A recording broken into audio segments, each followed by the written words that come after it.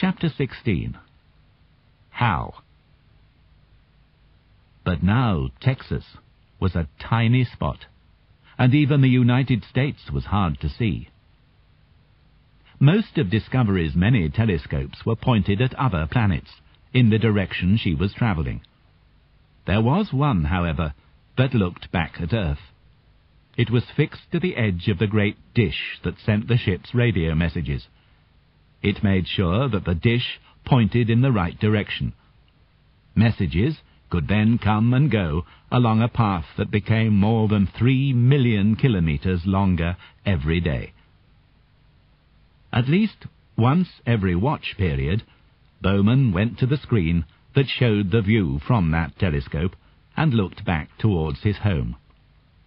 Sometimes he saw a familiar shape, like the Pacific, and he remembered days and nights spent on its islands.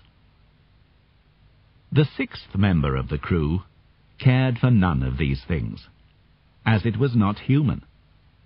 It was the HAL 9000 computer, the brain and nervous system of the ship. In the 1980s, Minsky and Good had shown how it was possible to build a computer simply by designing a learning program. In this way, an artificial brain could be grown in a very similar way to the growth of a human brain. The result was a machine that could do most things that a human brain could do, but with much greater speed and certainty. Hal had been trained for this mission as thoroughly as his human colleagues, but in a much shorter time. His main job was to check, repeatedly, all the systems on the ship: oxygen pressure, temperature, conditions in the hibernators, and everything else that the crew depended on to stay alive. The first computers had received commands through keyboards, and had replied through printers and screens. Hal could do this if necessary, but most of his communication was through the spoken word. Poole and Bowman could talk to Hal, as they would to a human being.